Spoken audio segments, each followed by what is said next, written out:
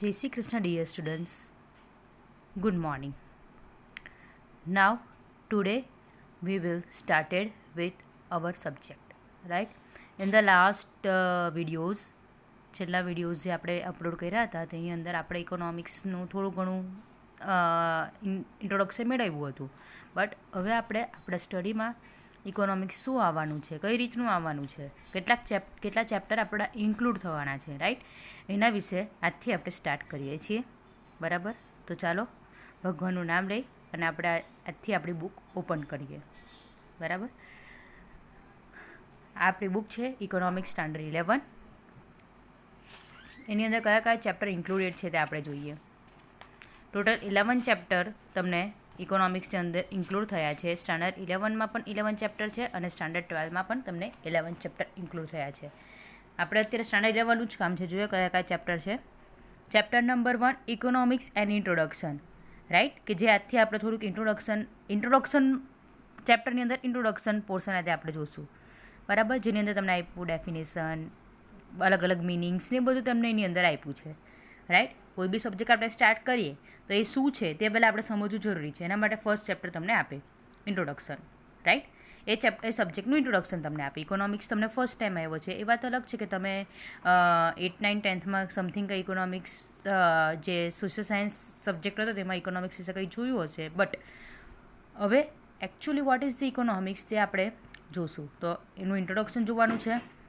After that fundamental concept and terminologies, some concept and terminologies which uses in the economics, which are those, એનો meaning શું થાય, right? એ બધું આપણે second ચેપ્ટર્સમાં જોવાનું છે. તમને અલગ અલગ વસ્તુ આપી છે, અલગ અલગ કન્સેપ્ટ્સ આપ્યા છે કે જે ઇકોનોમિક્સમાં ફ્રિકવન્ટલી યુઝ થાય છે, રાઈટ? તો એના વિશે આપણે સેકન્ડ ચેપ્ટરમાં જોવાનું છે.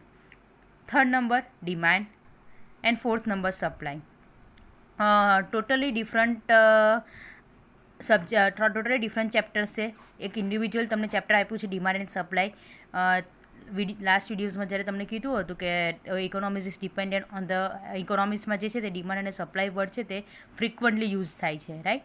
સો third chapter is a demand, fourth chapter is a supply, fifth chapter cost of production and concept of revenue, right?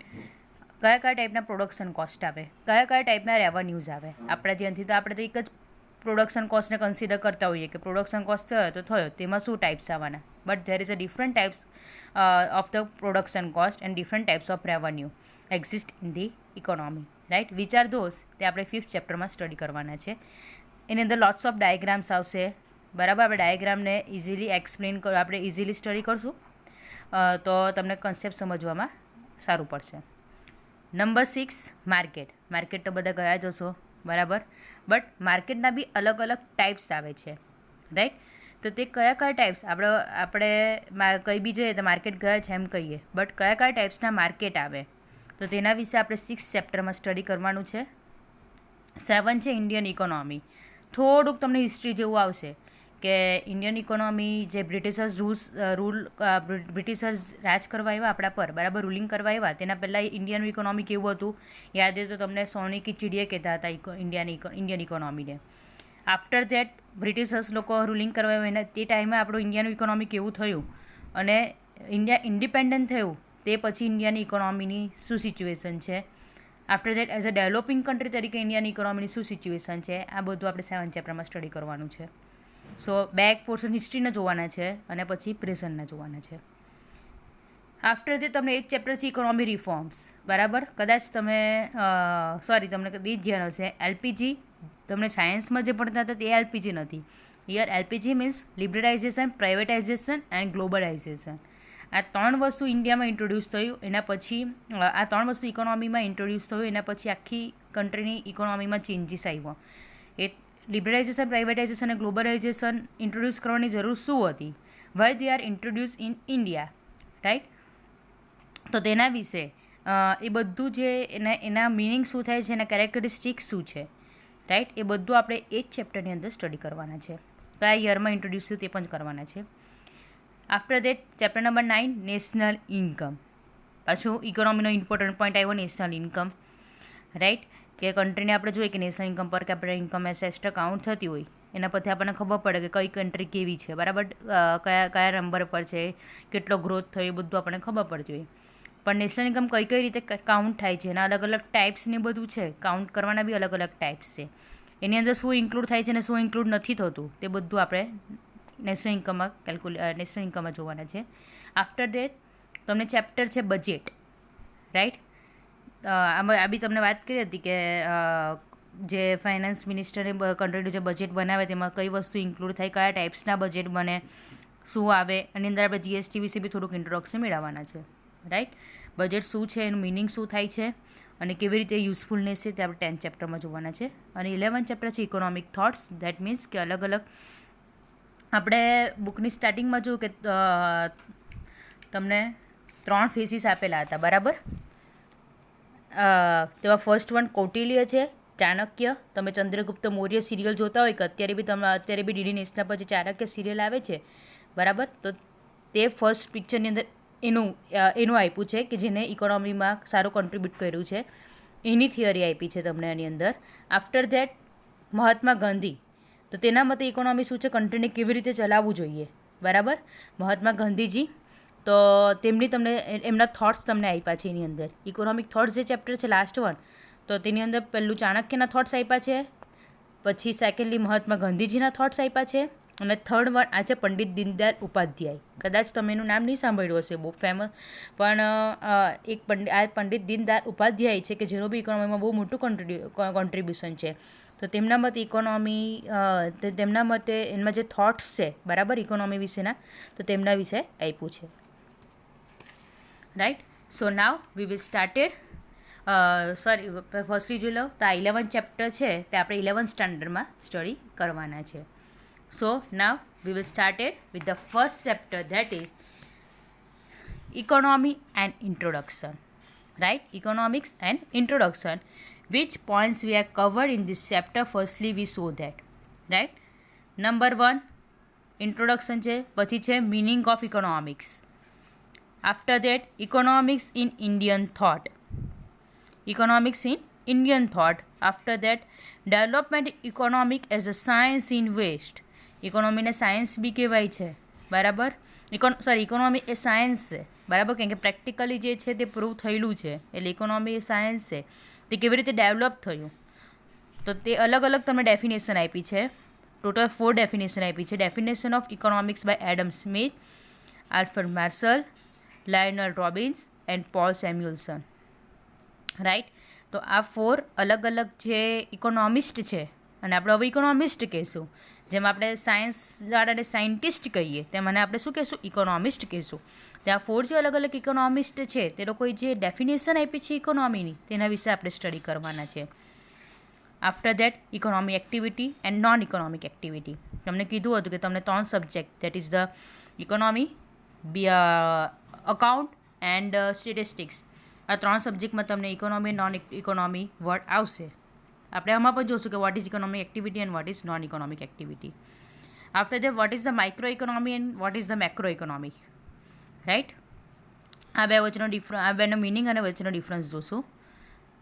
After that presentation of information in economics.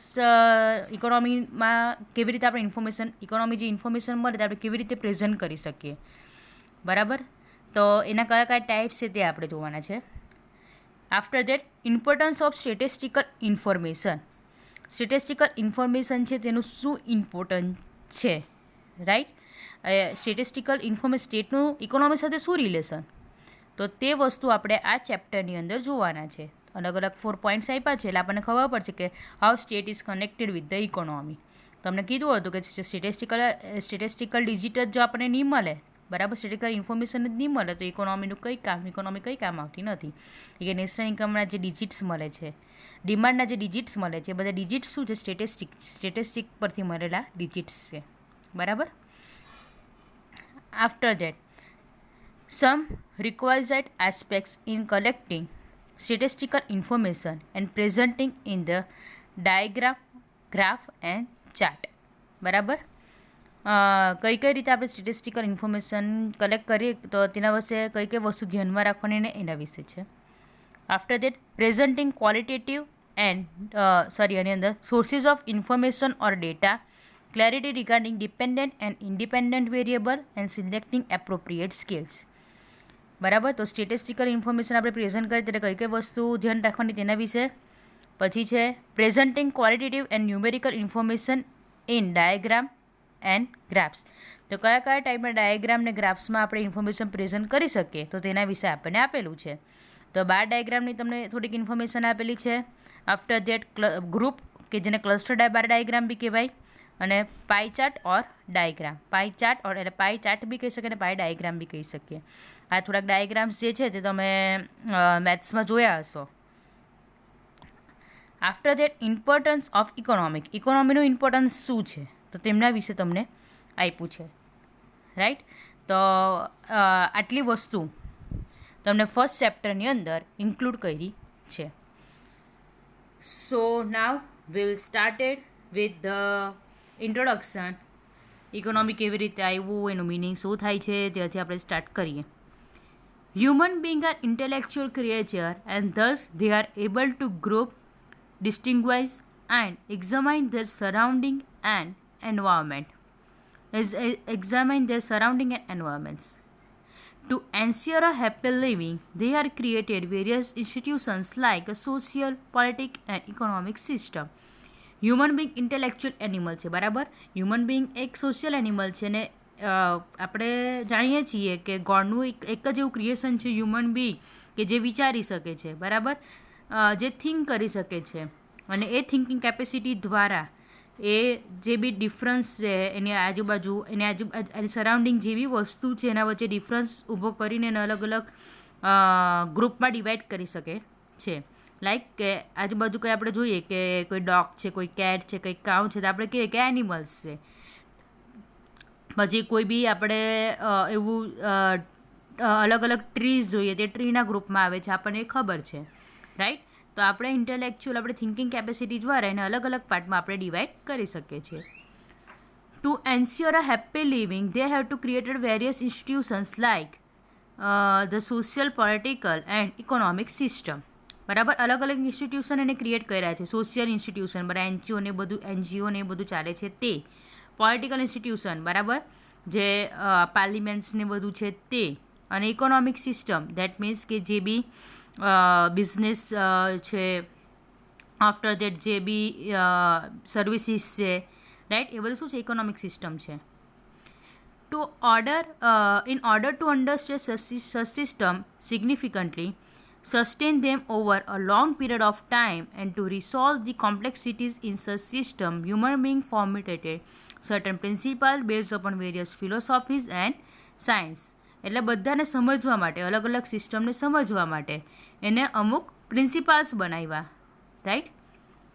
In the prehistoric and in the earlier historic period, human beings dealt with differences and solved their certain complexities by entering in feuds, fights and battles. પ્રીહિસ્ટોરિક શું થતું આપણે that means કે આદિમાનવના ટાઈમની વાત છે. જ્યારે આદિમાનવનો જે જમાનો હતો તો તે વખતે એ લોકો શું કરતા હતા કે કોઈ બી કોમ્પ્લેક્સિટી આવે તે ડાયરેક્ટ વોરને એનાથી સોલ્વ કરી દે, સમજે વિચારે નહીં. અત્યારે તો સમજૂતી બી થઈ શકે, બરાબર. પ્રોબ્લેમ આવે તો ડાયરેક્ટ લડવા ઝઘડવા નહીં બેસી જાય, શાંતિથી વિચારીને બી વાતચીત થઈ શકે છે. પણ પહેલાં નહીં હતું એવું. પહેલાં ડાયરેક્ટ બેટલ્સ જ થતા, ફાઇટ્સ જ થતી. However, with the development and progress of civilization, human beings were able to logically resolve differences and complexities of life by creating and using philosophical principles. And economic developed as a philosophy and science of rational economic behavior. Right? એટલે શું થયું કે જેમ જેમ time પસાર થતો ગયો, બરાબર, ટાઈમ જેમ જેમ પાસ થયો, સિવિલાઇઝેશન ડેવલપ થયું, પ્રોગ્રેસ આવ્યું, હ્યુમન બિંગ લોજિકલી વિચાર થતું થયું કે એના વચ્ચે જે ડિફરન્સ આવ્યું તો ડાયરેક્ટ લડવા ઝઘડવા પણ નથી ઉતરી જવાનું. શાંતિથી વિચાર કરીને આઈડિયાઝ કરીને પણ એ પ્રોબ્લેમ સોલ્વ થઈ શકે છે. ક્લિયર? સો આ હતું. ને ઇકોનોમી જે છે તે ડેવલપ શેના માટે થયું? ઇકોનોમી એવી રીતે ફિલોસોફી અને science of the rational economic behaviour તરીકે ઇકોનોમી ડેવલપ થયું. તો ઇકોનોમી રીતે બી વિચારી એ બી એક ફિલોસોફી જ છે, એક સાયન્સ જ છે ઇકોનોમી. તો માણસ ઇકોનોમિકલી વિચાર થતો થયો અને જે પ્રોબ્લેમ્સ છે તે ધીમે ધીમે દૂર થતા ગયા. હવે આજનો એક ટોપિક આ લઈ લઈએ, એના પછી બીજું જે છે તે આપણે નેક્સ્ટ વિડીયોમાં જોઈશું. Meaning of economics. The word economics in Indian thought is Arthashastra which derive from the Sanskrit word. કયા ઇકોનોમીને ઇન્ડિયન થોટમાં શું કહેવાય છે? આપણે ઇન્ડિયામાં આપણે સાંભળી શકીએ અર્થશાસ્ત્ર કહેવાય છે. ગુજરાતીમાં તમારી આ બુકનું નામ પણ અર્થશાસ્ત્ર જ છે, right. Which is derived from the Sanskrit word. Sanskrit word પરથી આવ્યું છે અર્થ, મિનિંગ, પર્પઝ ઓર ગોલ. અર્થનો મિનિંગ શું થાય છે? કોઈ બી આપણે હ્યુમન બિંગનો કોઈ બી પર્પઝ હોય, ગોલ હોય લાઈફનો, રાઈટ. એન્ડ ધસ અર્થશાસ્ત્ર in Sanskrit means the science of benefit or purpose in practical life.